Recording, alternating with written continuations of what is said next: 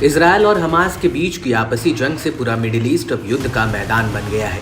Israel ने हाल ही में Gaza के रफा शहर में टैंक और सेना भेजकर वहां कब्जा कर रखा है, लेकिन इसके उलट इजरायल का दुश्मन हिजबुल्लाह उसे चैन से बैठने नहीं दे रहा है। हिजबुल्लाह लगातार इजरायली सैन्य चौकियों, उसके टैंक और जासूसी उपकरणों पर मिसाइल, ड्रोन और रॉकेट से अटैक कर रहा है, जिसकी वजह से इजरायल को भारी नुकसान उठाना पड़ रहा है। और अब इसी कड़ी में हिजबुल्लाह ने एक बार फिर से इजरायल पर हमला किया है। हिजबुल्लाह ने उत्तरी इजरायल के किरियत शमोना बस्ती पर एक के बाद एक कुल 35 रॉकेट दाग डाले, जिससे कई पहाड़ियों पर बसे घरों और बस्तियों में आग लग गई, जो अभी भी जल रही है, जिससे बड़े पैमाने पर बस्ती को खाली करना पड़ा।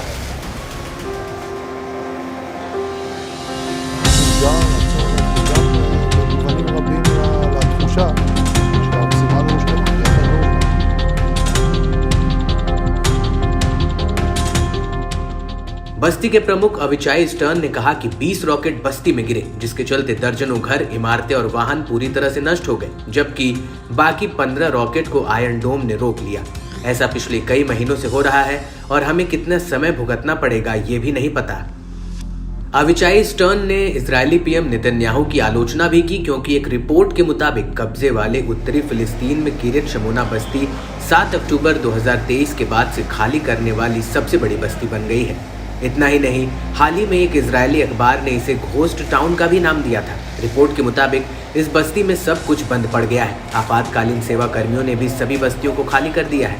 यातायात बेहद कम है, जिससे सिग्नलों को बंद करना पड़ गया। केवल एक सुपरमार्केट खुला रहता है, लेकिन दोपहर के समय इसके भी दरवाजे बंद हो जाते हैं।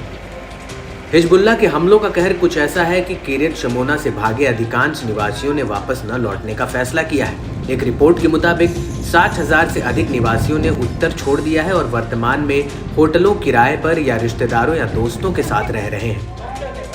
फिलहाल तो हिजबुल्लाह से निपटना नेतन्याहू के लिए एक बड़ा चैलेंज साबित हो रहा है, लेकिन रफा पर कब्जे के बाद से इजरायली सेना को 2 फ्रंट में बांटकर, जिसमें पहला रफा और दूसरा लेबनान बॉर्डर पर हिजबुल्लाह को जवाब देने की रणनीति पर काम कर रहा है।